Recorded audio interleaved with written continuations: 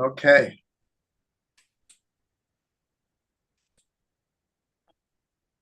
Welcome everyone to Journeys to the Books of the Prophets. Today we are going to finish Shmuel Aleph, the first book of Samuel. We're going to finish today, and I'm going to end with a very, very important teaching from Rav Ginsburg, which will help us understand the whole situation with King Saul, to understand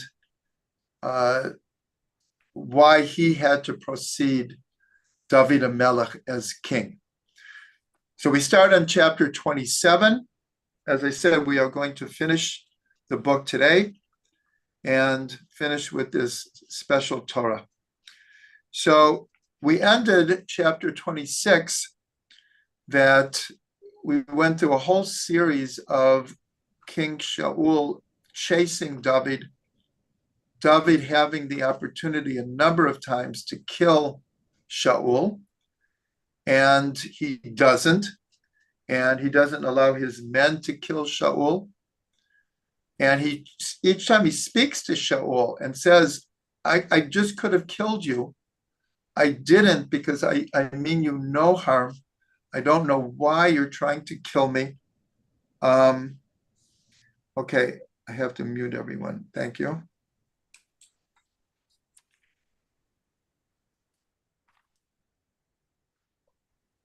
Okay. And we ended chapter 26 with another time that David talks to Shaul, and each time Shaul says, you are more righteous than I'll do tshuva, I know I've done wrong, I won't harm you. And then he goes after him again. So chapter 27 opens with David, literally says to his heart, Shaul is not going to give up. And David is kind of running out of options where to hide in Israel. So he does something very, very, call it out of the box. And that is, he goes back to King Achish in Gat, which is one of the cities of the Philistines. This is the same place where David feigned insanity in order to escape from Achish. And here he's going back. He's figuring, at this point, the Philistines are still the main enemy of the Jews. And he figures he's like running out of options where to hide. So by going to the Philistines, he figures Shaul will stop looking for him. And in fact, that's what the text says. That word got back to Shaul that David had escaped somehow to the land of the Philistines. And it says that Shaul stopped looking for him because he couldn't go into the land of the Philistines without a major war. But the question here is, how is he going back to the same king in Gat that he was there before, and he barely escaped with his life? So there are a number of answers given. One is, it's not the same Achish. Achish is a name like Pharaoh or Caesar or the Tsar, that it wasn't the same king, even though it wasn't that long afterwards. So other people feel it was the same king. So if it's the same king, how is David pulling this off? Well, the difference is when he first went there, he went alone. Here it says he comes with his 600 men. Remember, we had a whole Torah about, at first it says he had 400 men. And then most of the times afterwards, it's up to 600 men.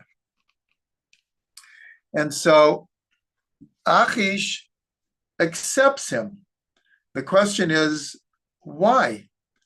Now, Achish had heard that Shaul was trying to kill David. So he figures that David is now an enemy of Shaul. And so he doesn't see a problem. In fact, from his point of view, this is a good thing. I'm going to split their ranks by giving him refuge here. We'll look even deeper into this in a few minutes. Then David says, why should I dwell in the capital city here? I'm kind of like a burden to you. Why don't you give me my own place and I won't bother you? And Achish does. He gives them Ziklag,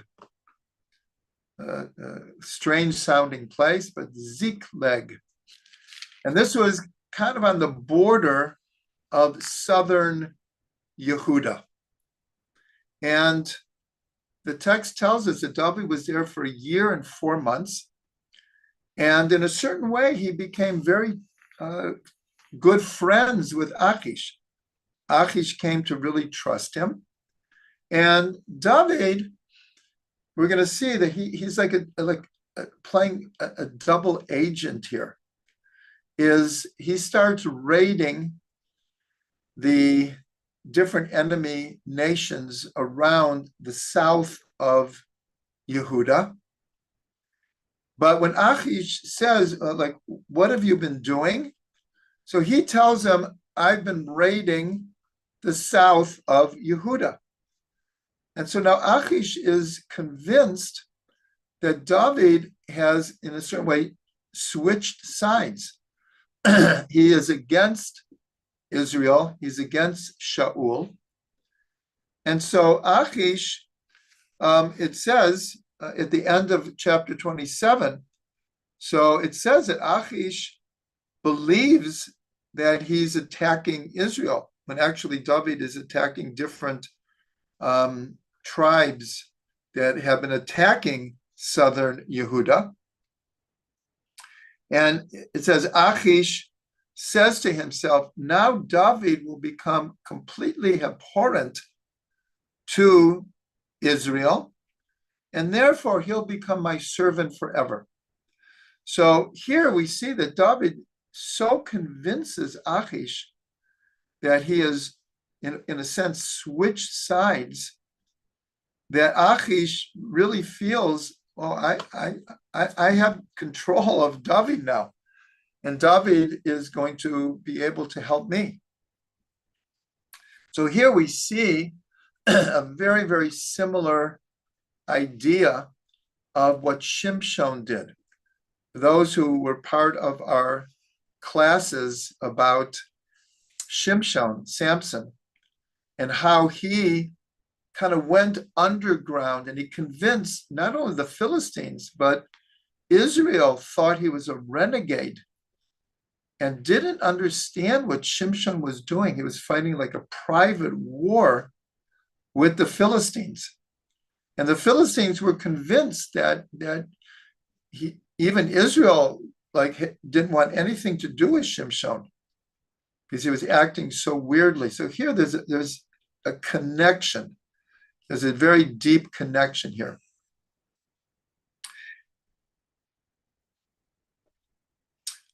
Okay, then chapter 28 mentions that Shmuel has died and all of Israel mourns him. And the question is, if we've already mentioned many chapters ago that Shmuel had died, so why is it mentioning it here? Well, we'll see that right after it mentions that Shmuel had died, the story kind of switches. We're going to see that a couple of times, that there's like parallel stories going on here. So the reason that Shmuel dying again is mentioned here, because right after it says that the Philistines prepared to fight Israel again. And they began advancing towards where Shaul HaMelech was. And Shaul, the text says, he had no one to ask. Shmuel was his prophet. And Shmuel, that's why it mentions that Shmuel is no longer there. He asked the Urim, the Tumim, they don't answer him.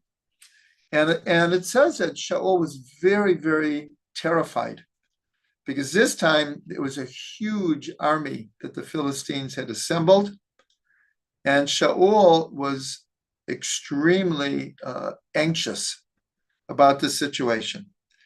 And then what happens is a very, very famous story in the book of Shmuel. Excuse me. Hi, everyone.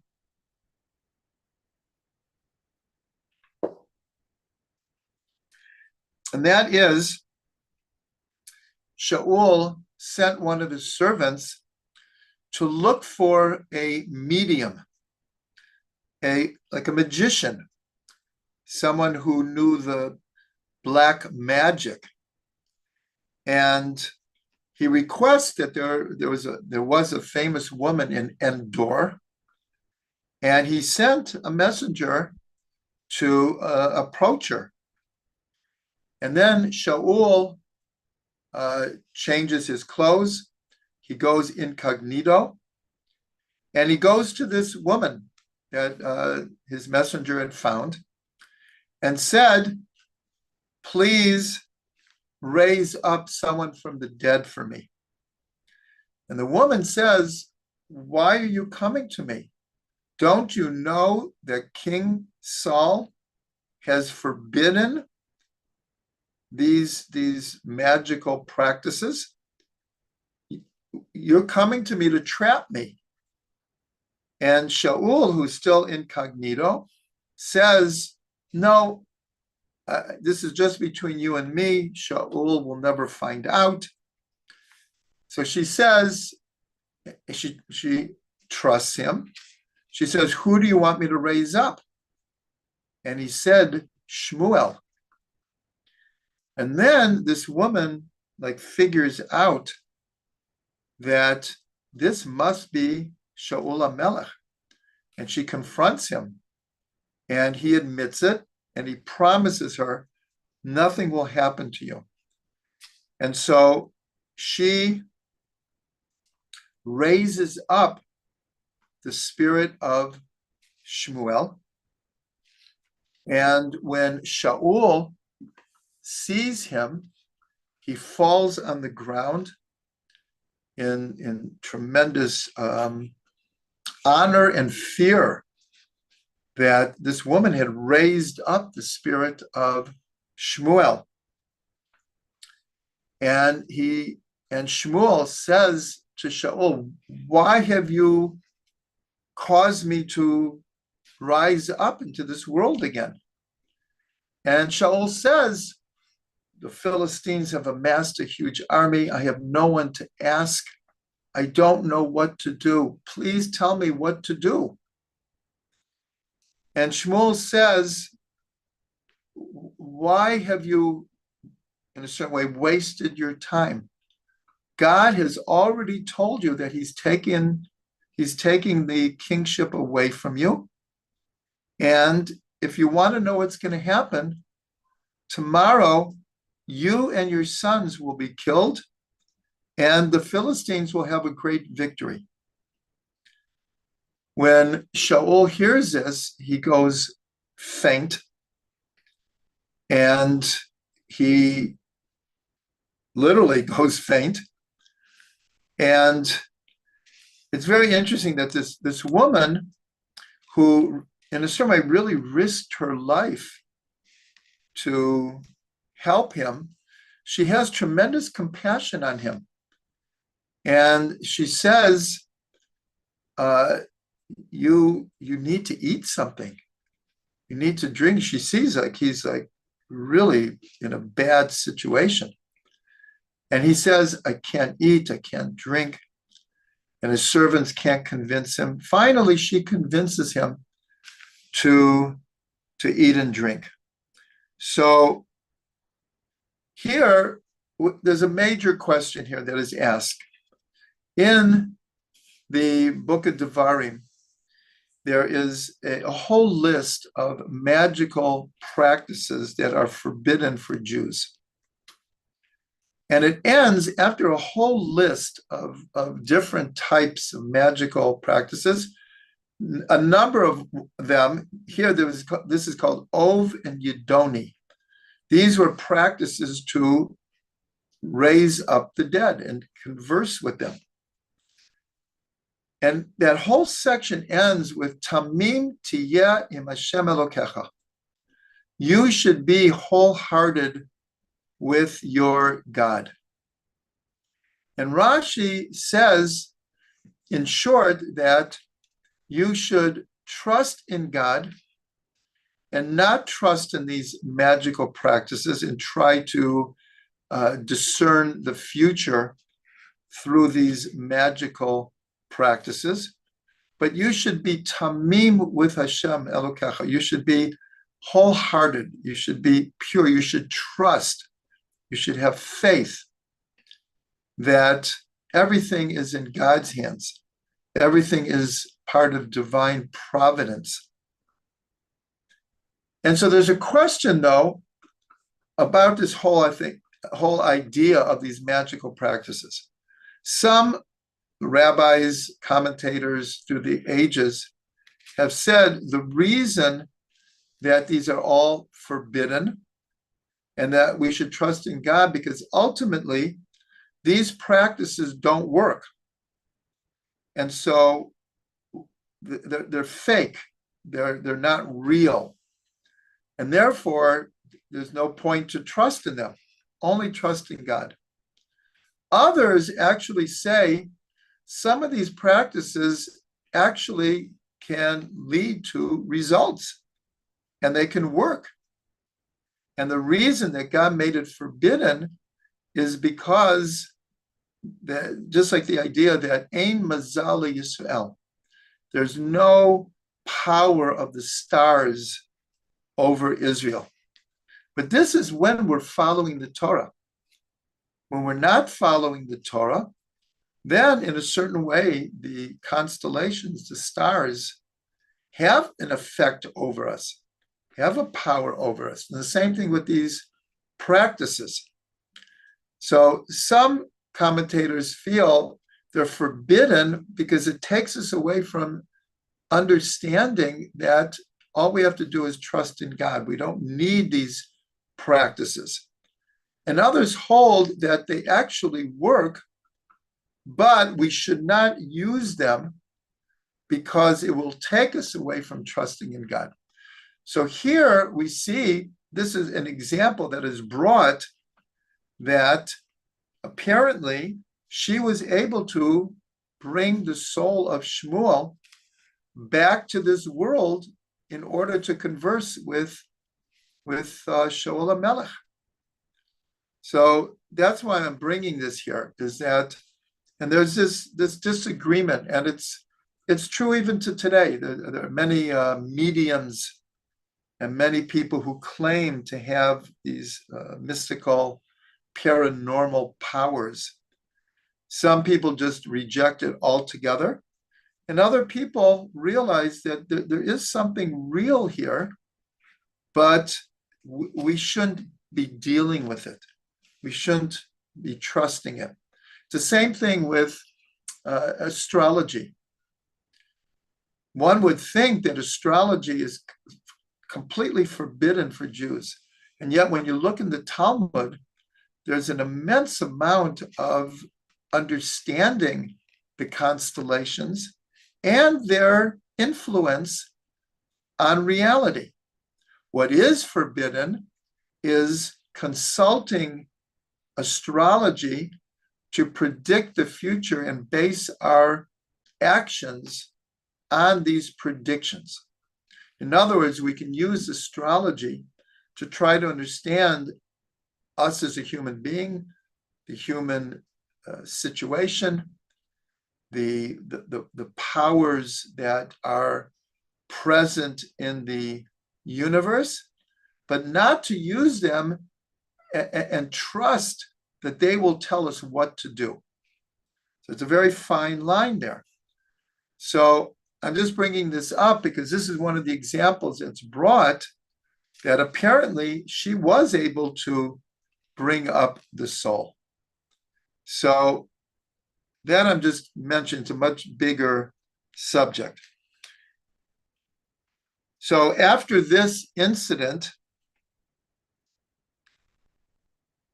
the story goes back, and now the Philistines are about to attack Israel. Now Achish, the the um, the king of Gath, where David is hiding, he is one of the principal rulers of the Philistines. So he is also going to go to war with Israel. And he tells David, you're my private guard. And so David goes along with him. Now you can imagine the situation here. For a year and 4 months, David is hiding away. He has, in a certain way, convinced Achish that he's his best friend. And he finds himself in a very compromised situation because Achish is taking him along to fight against Israel. Now, there's a fine line here, is that David HaMelech set the standard for the Israeli army for all time, that he went first. He led Israel into battle. Whereas in most cases, the general is in the back commanding the war. So that is Achish. Achish is going to be in the back. And so we could think that David could get away with this because he's not going to be fighting against his brethren. But we can imagine the conflicted situation that David finds himself in. So here, David is actually saved by the other rulers of the Philistines. When they see David coming along with Achish and his men as well, it's like, Achish, what are you thinking? This is David. This is David who killed Goliath. This is David who has fought the Philistines. Why are you bringing him to this battle? And they told Achish, no way, send him away. So here we see that David is in a certain way saved from having to act because they insist that he's sent away. And Achish goes to David and says, I'm so sorry. I trust you. I know that you would stand with me, but everyone else is saying that you can't be here. So therefore, you need to leave. And David, in a certain way, feigned, like he feigned insanity one time. Here he feigns like, I would have stood with you, Achish, but if they're making me go away, I'll honor that, and I won't put you in a compromised situation. So there's a whole question, though.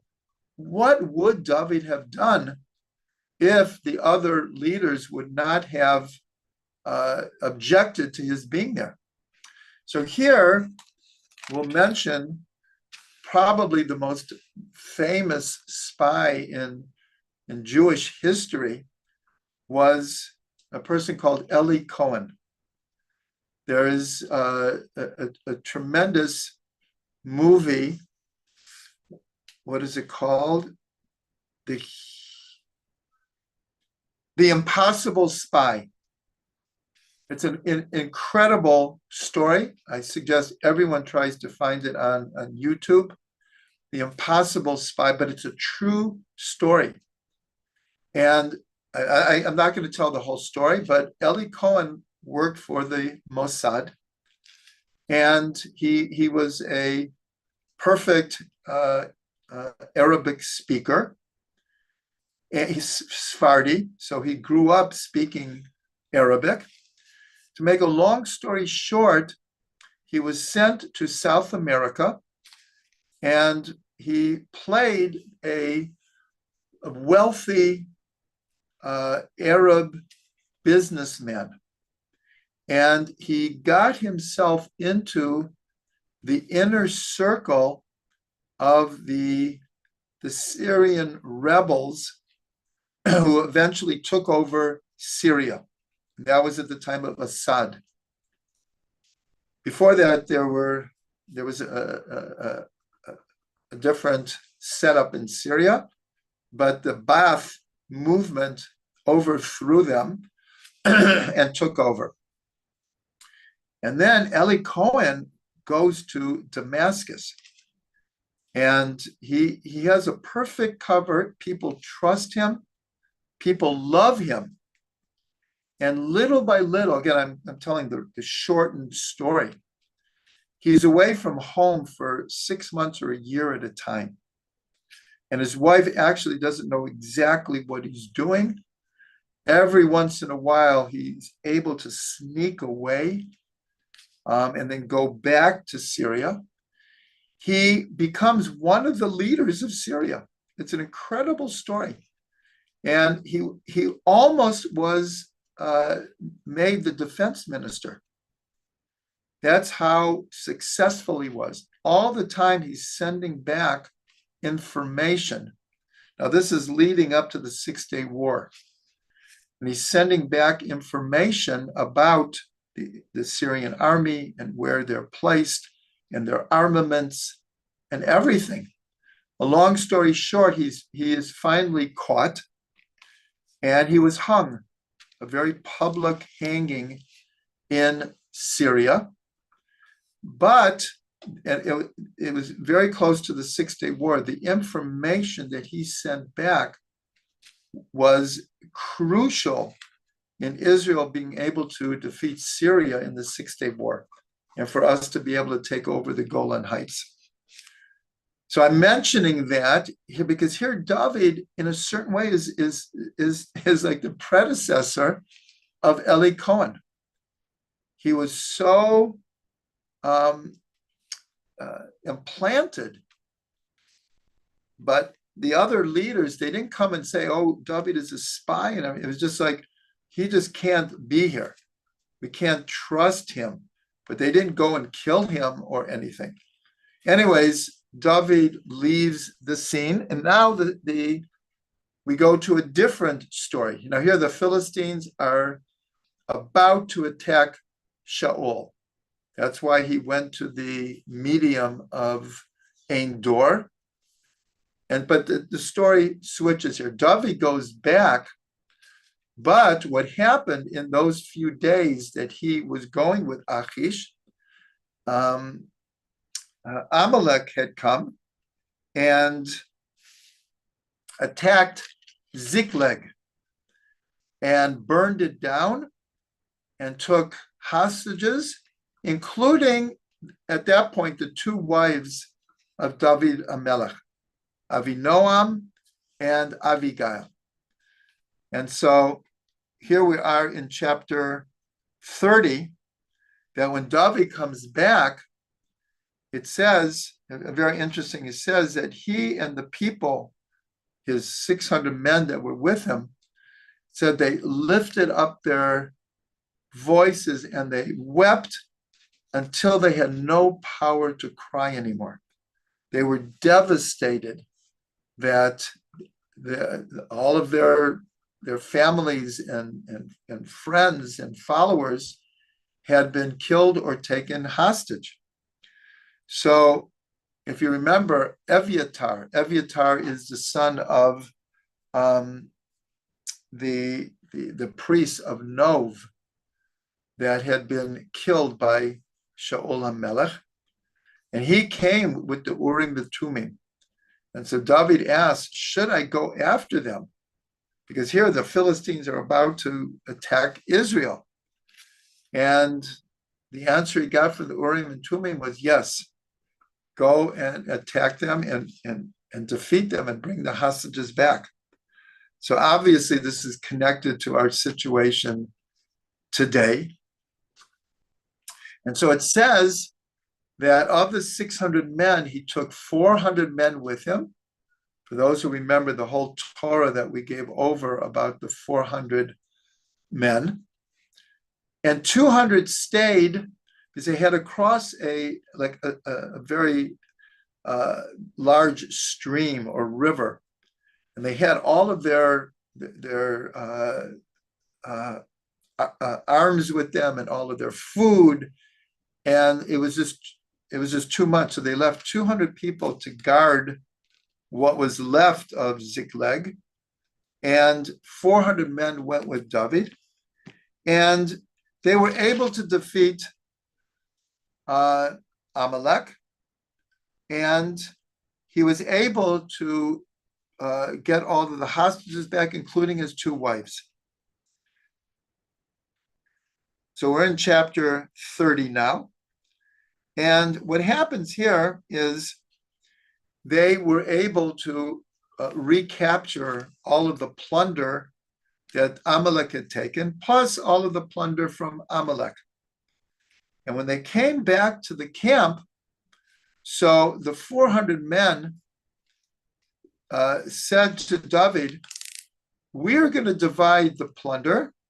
The 200 who stayed behind, they're going to get a smaller amount. They don't deserve it. We fought the war. We're going to get the plunder. And David said, no, we're all responsible for each other. The 200 stayed because I told them to stay. They had a job to do. It wasn't in a certain way their fault that someone had to stay behind with all of our possessions. And so he made like a rule that any time there was plunder from a war, it had to be divided equally. And then it ends by saying, and this became like the way it's done in Israel from that time on. Now we're in chapter 31, which is the last chapter. And now we go back. The scene changes again. And now we have the actual war between the Philistines and Shaul HaMelech. And very quickly it says that the Philistines were very successful, and Israel fled, and the Philistines spotted Shaul HaMelech, and they're chasing after him. And at that point, they're able to kill 3 of the sons of Shaul, including Yehonatan. Yehonatan was the best friend of David. He is killed. And then it says that the archers were able to shoot Shaul, and he is now terribly injured. And it says Shaul is about to die, but he doesn't want the Philistines to be able to kill him. And he wants to be just one of the soldiers in the field that they can't identify. So he turns to his armor bearer and says, draw your sword and kill me, because it would be a terrible thing to fall into the hands of the Philistines, the king of Israel. The armor bearer was like David. He's like, there's no way he would do this, even though in a certain way Shaul was dying from his injuries, but there's no way that he would kill the king.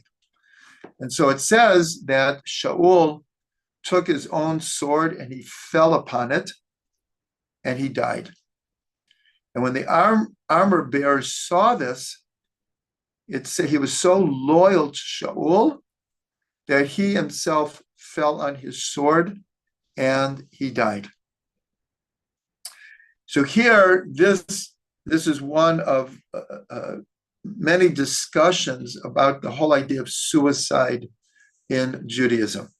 Because of the time, I'm not going to go deeply into this, but basically, suicide is forbidden in Judaism, and the law is if someone commits suicide, you don't bury them in the regular place of a Jewish cemetery.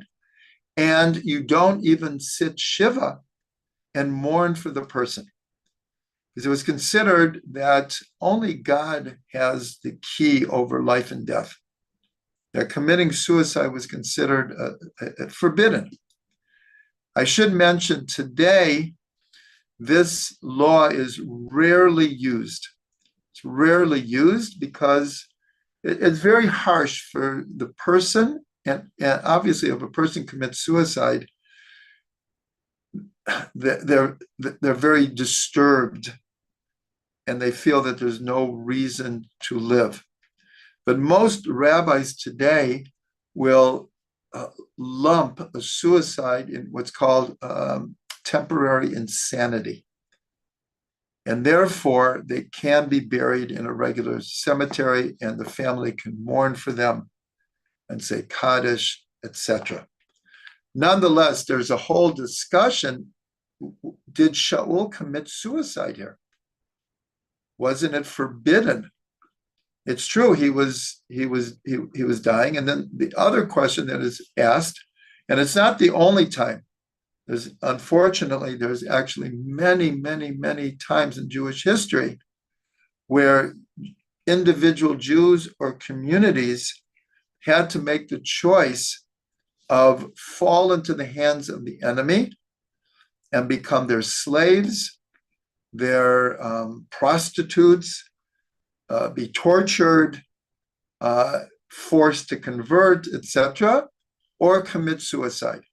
The most famous case, of course, is Masada, where 900 people the night before, and it took the Romans something like 3 years to besiege Masada, and they built these battering rams, and they had to build a whole access to Masada.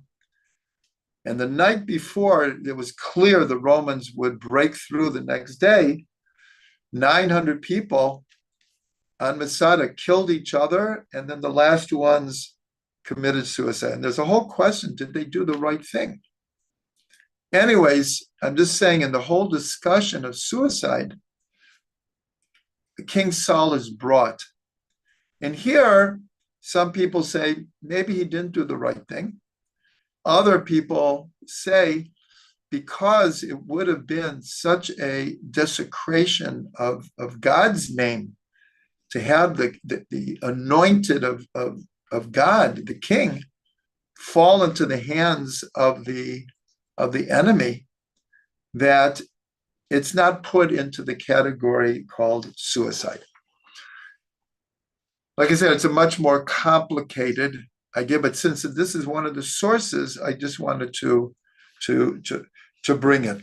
So most commentaries say that we wouldn't lump Shaul in the category of someone who committed suicide.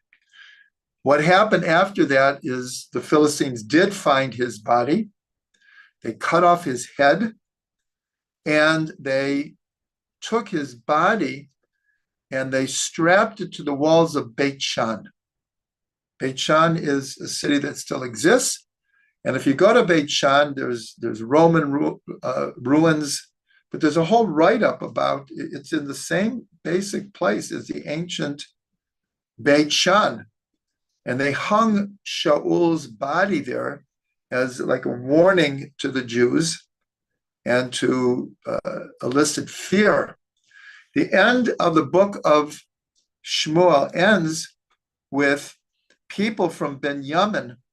When they heard about this, they did a very, very dangerous mission, and they were able to get the body of Shaul and bring it back for proper burial. And that's how the book ends. So here we also see a very deep connection to present Israel. In fact, all of history, a proper Jewish burial is considered very, very important. And we know that right now there's approximately 55, 56 hostages. But we know that more than half of them are actually just bodies. We know that they're dead.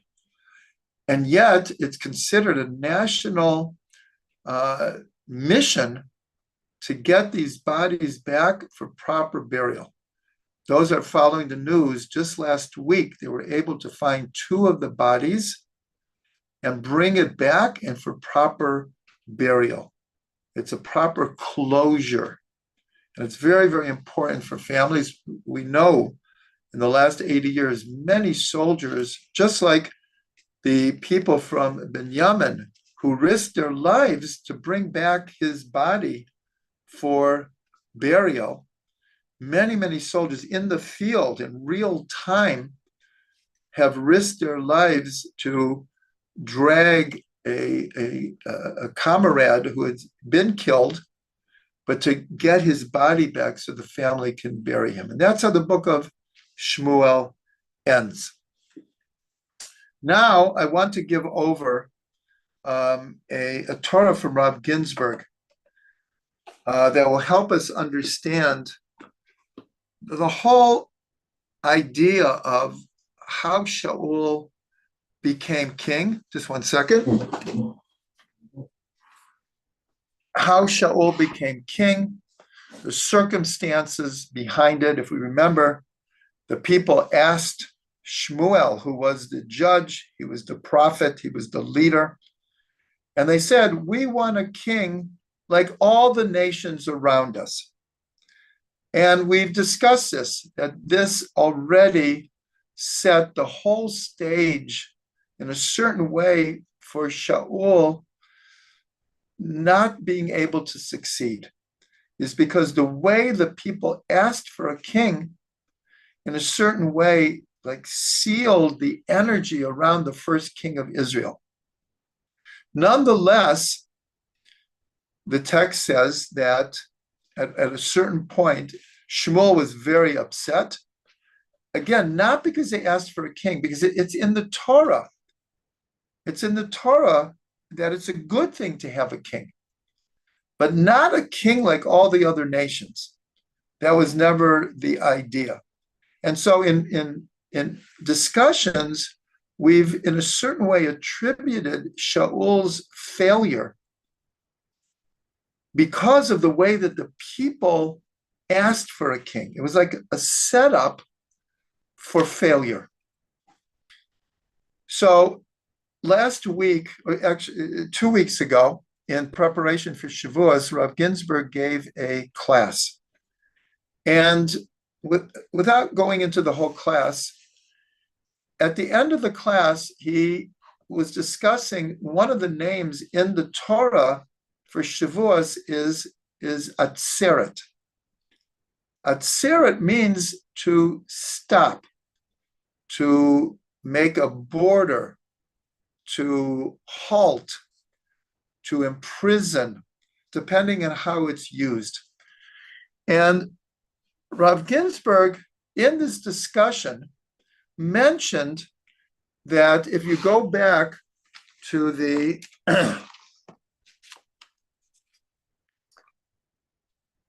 one second, if you go back to the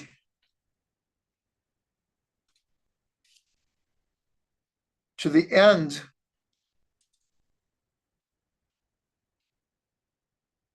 of the 8th chapter. So God says, V'yomar Hashem el Shmuel, God says to Shmuel, Shema b'kolam v'himlichta lehem melech. Listen to their voice and appoint a king for them. And in another place, it actually says that God acquiesced and listened to the voice of the people and told Shmuel to appoint a king. And so in the 9th chapter, the 17th verse, when God says to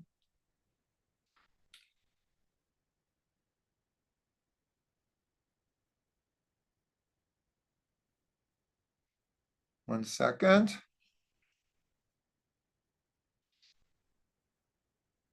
When God says to Shmuel, to listen to the voice of the people. It says, Ze yatzor ba'ami. This one will lead my people. And it's the same root as atzeret. So it just happened that Rav Ginsburg mentioned the idea of Shaul becoming king. It wasn't the main thing. And then he went on and discussed Shavuos. So I asked a question when the class was over. I asked a question. And I said, there's something very interesting, paradoxical here. Because here it says specifically that God listened to the voice of the people and said to Shmuel, listen to the people and appoint a king. This one will become a leader in Israel. So I asked Rav Ginsburg, later we see two different times that Shaul listened to the people. He knew what he was supposed to do, but he got anxious, he got nervous, and he didn't apply his authority, and he listened to the people. And especially the second time with Amalek, where he was supposed to destroy all of Amalek, especially the king, and not to even take any plunder. And he left the king alive, and he saved the animals because the people said, so we could have sacrifices to God. And God says to Shmuel, go tell him that I'm taking the kingship away from him. And Shmuel came and said in God's name, because you listened to the people and you didn't do what God said, God is taking away the kingship from you. So I asked Rav Ginsburg, here we see, and actually Rav Ginsburg mentioned that the appointing of Shaul was what's called b'diavad, was like after the fact. It wasn't the ideal situation. That's what we've discussed. So I asked Rav Ginsburg, wasn't this like a setup? In a certain way, it says that God listened to the people and he appointed Shaul. So I asked, wasn't this a setup for Shaul's failure? And his failure was that he listened to the people. But here we see that God listened to the people. So Rav Ginsburg answered, and that's what I wanted to bring here, is he said like this. He said that this idea, there's a verse in Psalms that says that Nora alila al bnei Adam. Like awesome, the usual translation is awesome are the deeds of God in relationship to people. In other words, God is an awesome God and he does awesome things. But this word alila, which means like God's actions are nora, are like awesome.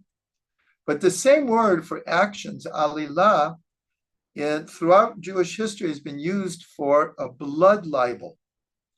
Alilat dam, the claim by people that Jews used blood of Christian children to make their matzahs.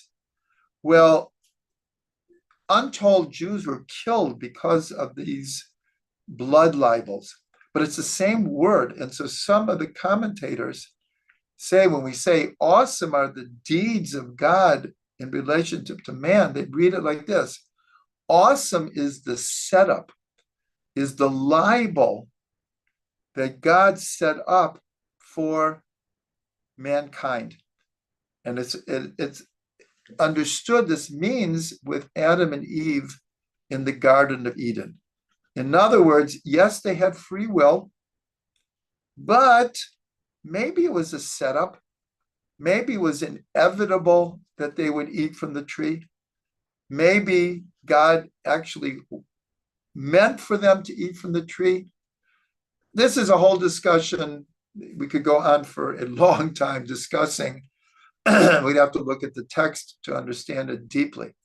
So I asked Rav Ginsburg, isn't this a similar thing that Shaul was set up for failure? And so Rav Ginsburg answered, everything in a certain way, in retrospect, is coming from God. Even when we do wrong, even when we sin, after the fact, not that God forbid, no one misquote me. God does not want us to sin. God wants us to exercise our free will and do the right thing. But what happens when we don't? Does that mean that's out of God's hands altogether? So how do we understand that God knows everything before it happens and everything is part of God's providence? So this gets into very, very deep understandings of the paradox of God's providence and omniscience and free will. So he mentions that, he said that what happened with Shaul, and this is how we've analyzed it, is in a certain way because of the way that the people asked for it, it was inevitable that you had to have a Shaul before a David. That's the main thing. And that's what I asked at the end is, how do we understand that there had to be a King Shaul at all? And so Rav Ginsburg answered, like a little bit like we've been saying, is the whole situation was not ideal. And that in order to get to David, and this is the point, in order to get to a rectified situation, that many times in life, there has to be a fall first. And at different times, Rav Ginsburg has explained that sometimes a good idea will come into the world, but its first appearance will not be in a rectified form. It first has to come in like through the back door until it can be rectified. So he said that Shaul was never God's first choice. David was the one that God was looking forward to become the king, and then all of the descendants of David would be kings until Mashiach comes. So again, so why did you have to have Shaul and a failure before?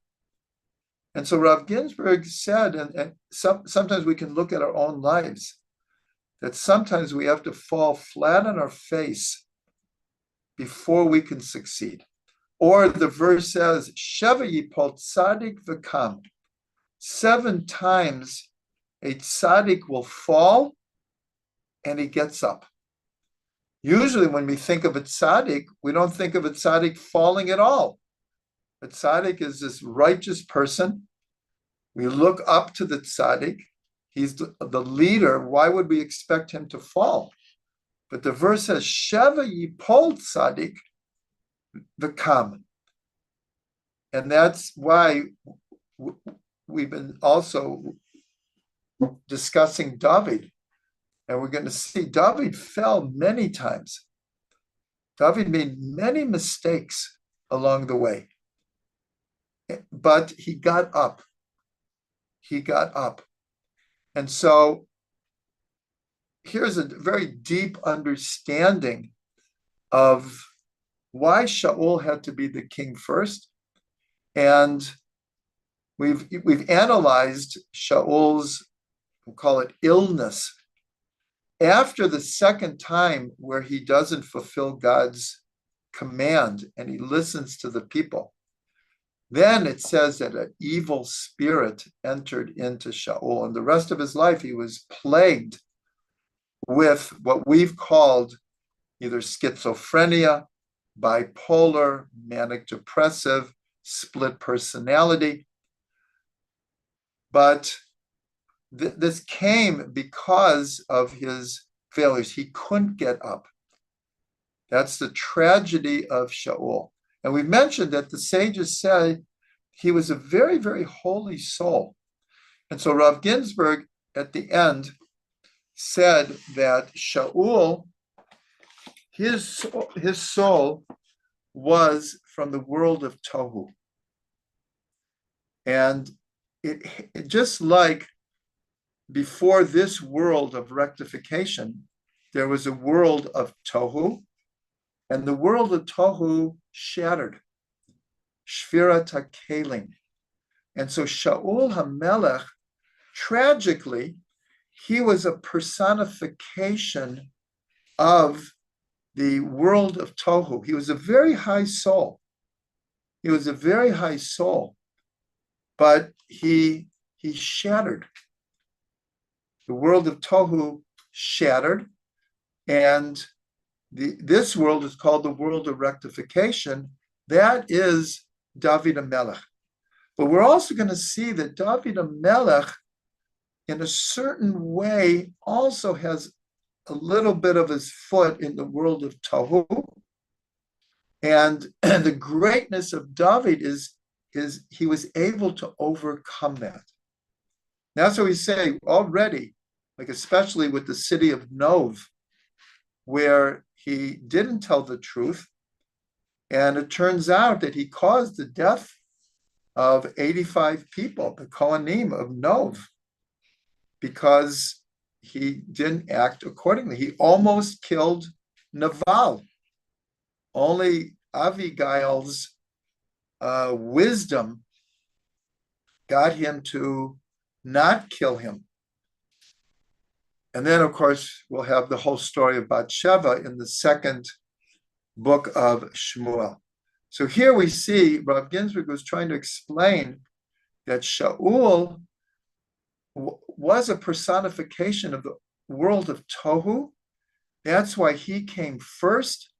That explains the shattering of his personality, of his whole psyche. Went through this Shvirat HaKelim, and it was for David to pick up the pieces and to rectify the idea of kingship in Israel. So I'm going to add one other thing here, that Rav Ginsburg put out a huge 3,000-page 5-volume book based on the teachings of the Arizal. And in it, he discusses for hundreds of pages Shvirat HaKelim, goes into tremendous detail with every word of the passage in the end of the parsha of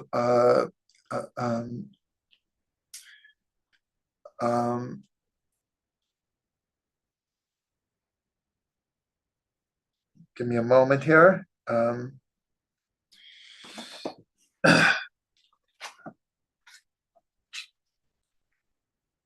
Bishalach. No, not Bishalach. Oh boy, sorry. Vayishlach. Sorry, Vayishlach. Call that a senior moment. Vayishlach. That's where it's discussed the 8 kings who ruled in Edom before there was a king in Israel. And we're running out of time here, but I'm going to do this very, very quickly. And it goes through 8 kings. And it says they ruled and they died. They ruled and they died. They ruled and they died until the 8th king is Hadar. And it mentions his wife, and it doesn't mention that he died. And the Arizal explains something we've discussed before, that this is an explanation in symbolic terms of Shvirat HaKelim, the breaking of the vessels. Each of the king who ruled and died is one of the sfirot that broke in the world of Tohu. And there are 8 kings.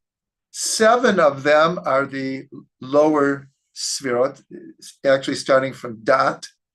and Netzach and Hod are considered one.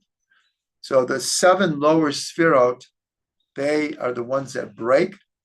And the last king, he's already the world of Tikkun. He represents the world of Tikkun because he and his wife are mentioned and that he doesn't die. These are all the explanations of the Arizal. But the reason I'm bringing this here is that the 6th king is called Shaul. Shaul mirachovot hana'ar, which is very interesting. One of the kings of Edom that ruled before there was a king in Israel is called Shaul. And so Rav Ginsburg explains that the last 2 kings, there's already hints of tikkun in, even though they ruled and they died. And then he goes back and he explains that actually in all of the kings, there is a spark of tikkun there, but it wasn't manifest. They died, they shattered. But there was a spark of tikkun, and we know that when the vessels shattered in the world of Tohu, there were sparks of light that were trapped in these vessels, and that's what makes up this world. And that's why it's explained that our task is to reveal and redeem and clarify the sparks of goodness, the sparks of light that fell with the vessels from the breaking of the vessels. So here the point is that Shaul, especially Shaul, hints that each one of these kings, there was a glitter of light. There was a glitter of tikkun, but it wasn't manifest. It broke and it fell. And so we need to redeem these. And so here it's connected to Rav Ginsburg's explanation that Shaul, his soul was coming from the world of Tohu. And that's why he had such a tragic life once he became king, because he was not able to redeem these sparks. And it was left for David. And that's why David, every time he had a chance to kill Shaul, he says, God forbid that I should lay a hand on the anointed of God. Because he understood there was such a spark of holiness in Shaul. He saw it. He knew it. And he was like the victim of Shaul's shattering psyche. But he saw the light there, but he was not able to redeem it. But in a certain way, he did redeem it by him becoming king. He rectified the concept of kingship in Israel. And so here we'll end the book of Shmuel.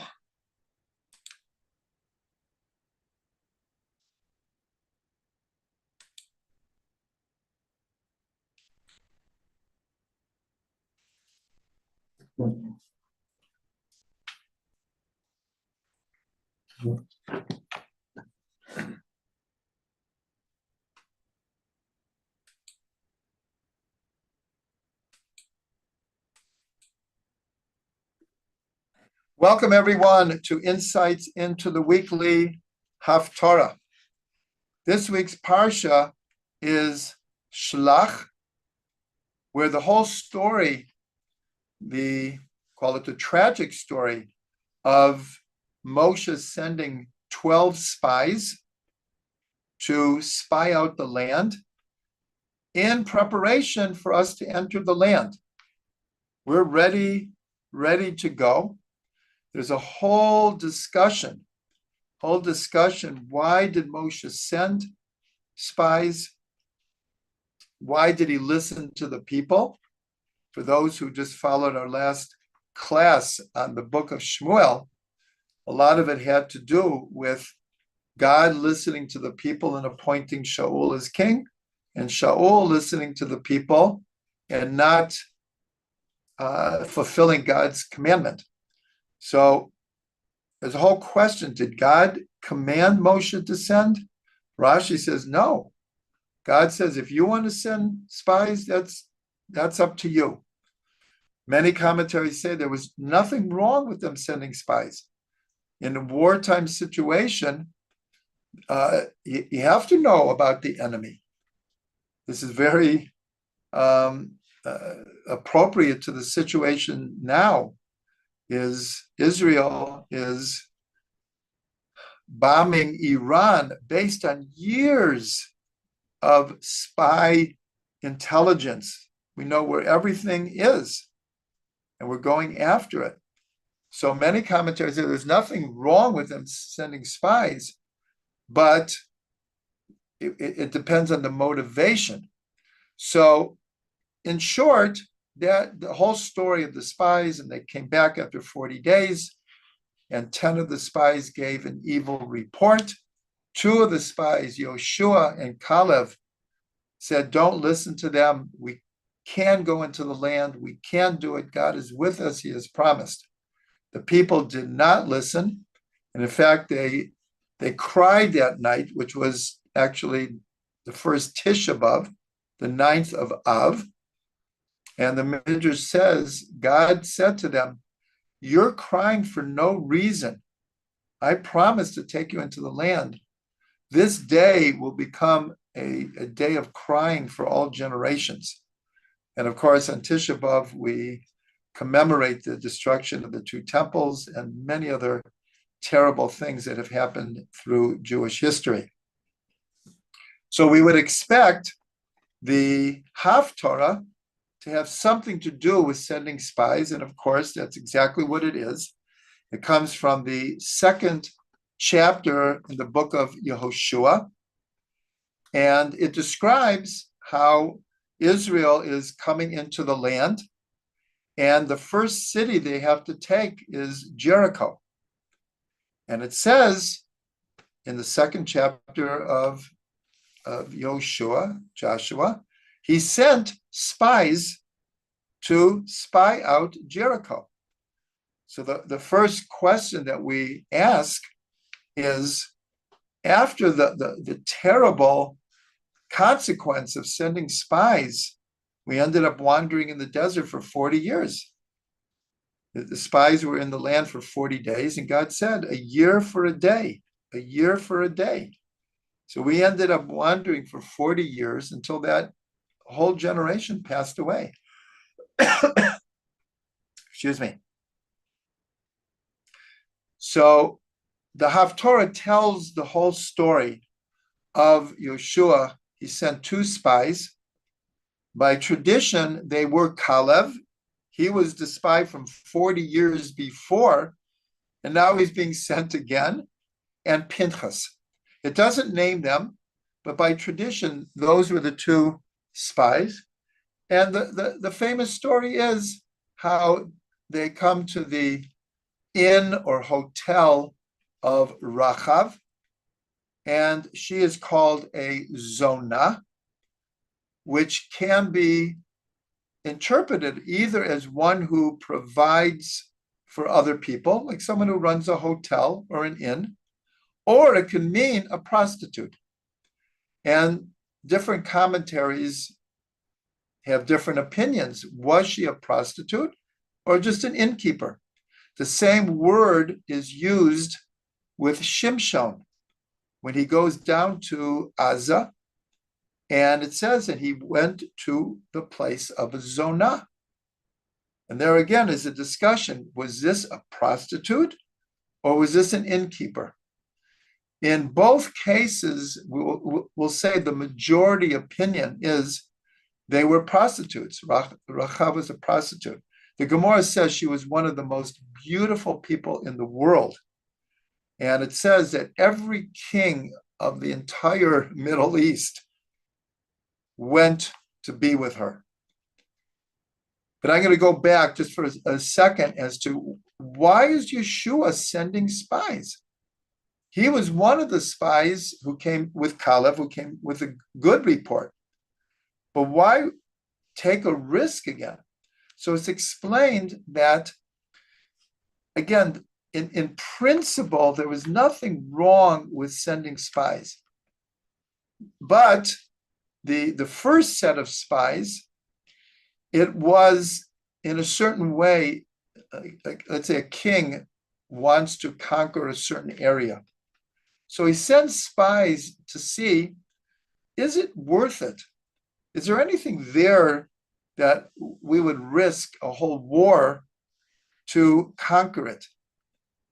That's one kind of motivation. And when we look in the text of Shalach, where Moshe sends the spies, the wording is it a good land? Is it not a good land? Are they strong? Are they not strong? Is there a tree there? And they brought back the produce of the land. In other words, it was kind of what the people thought they wanted to know. Is it worth us going? God has promised us the land, but is it for real? And the 10 spies came back and said, it is a beautiful land, but they are so strong. They're giants there and fortified cities. We will not be able to defeat them. And that led to the tragic 40 years in the desert and the whole generation dying out. The second reason to send spies is, as I mentioned, it's like today. It's intelligent. You're not questioning whether it's worth it to be prepared. Yeshua is sending spies. We're going in and we're taking Jericho. God has promised us the land, but we need to know how to do that. We need intelligence. We need spies to come back and tell us how will we go about this. Okay, so let's go back just to this idea of Rachav being a prostitute, this most beautiful woman. Nonetheless, when the two spies come there, the king gets word. We think that there's spies here from Israel, and he comes to Rachav and says, "Why have you taken them in? Where are they? They're spies." And Rachav says, "It's true, they were here, but I didn't know who they were, but they've already left. So if you go chase them really quickly, you'll be able to catch them." So the king followed her instructions. In the meantime, she had hid them on the roof. And she goes and says, I've already heard what God did by taking you out of Egypt and the plagues and splitting the sea. I know that this is God, and he is with your people. And one of her quotes, it's so important because it's included in the Aleinu prayer.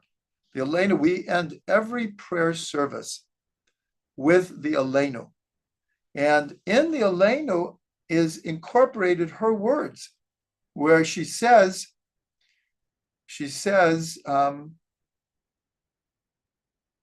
Hashem Elokecha, because God, your God, who Elokim, he is the real God. V'shemayim mima'al ve'al ha'aretz mitachat. Those are the words that are included in the Aleinu. That God is God in the heavens above and the earth beneath. And she basically had already decided that she wanted to be part of the Jewish people. But now she asked for a special favor. She said, I've just saved your lives, but I want to be part of you. But you need to do something for me now, and that is save my family. Because I know you're going to come to Jericho, and you're going to defeat Jericho, and you're going to defeat the whole land. You're going to take over the land. But I want you to promise me that you'll save my family. And so the two spies said, okay, when we attack Jericho, make sure all of your family is in this place, and she lived literally on her inn was on the wall of the city. And they said, hang a red like rope or material so we can identify your place and we will save you. And so she gave him advice of how to escape, and they escaped, and they come back to Yoshua. And the last verse of the Haftorah, they come back, it says, V'yamru el Yoshua, ki natan Hashem biyadenu et kol haaretz. And they came back to Yeshua and they said, God has given us the whole land. V'gam namgu kol yoshvei haaretz mipanenu. And the hearts of the nations have melted before us. And that is, how did they know that? Because Rachav told them that.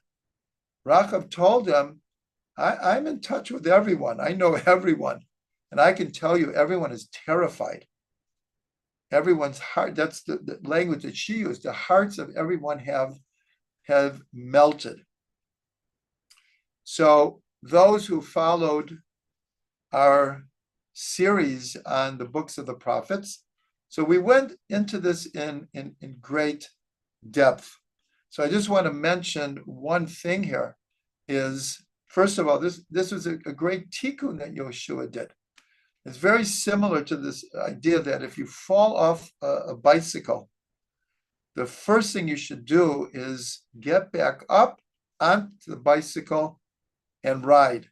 Because if not, you'll be traumatized from the event, and you'll be scared of bikes forever. And this is such deep psychological advice. So here, the first time in the Torah, when they send spies, it ended in a disaster. So you might think, well, we should never have intelligence again. We should never try to have spies so we know how to fight wars. So Yeshua is doing a great tikkun here by doing it in a proper way, because his sending spies wasn't, should we take Jericho? Can we take Jericho? It was, God has promised us, but we have to do what's called our hishtadlut. We have to do our part of the bargain. But I want to end with this, an awesome thing that the Arizal reveals about Rachav. If we go back to the story of Yosef and the wife of Potiphar, the wife of Potiphar, Yosef, first of all, is described as being incredibly beautiful. And actually, there are a couple of references to his beauty and his charisma and his success. And so the wife of Potiphar wants to have relations with him. And the idea is that he's overcome with physical desire.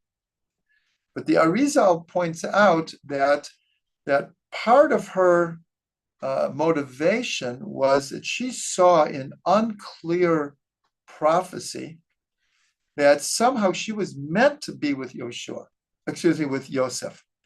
She was meant to be with Yosef. And so she had, we'll call it, two motivations. This is like most people. We have a good inclination and an evil inclination, a yetzer tov, a yetzer ra.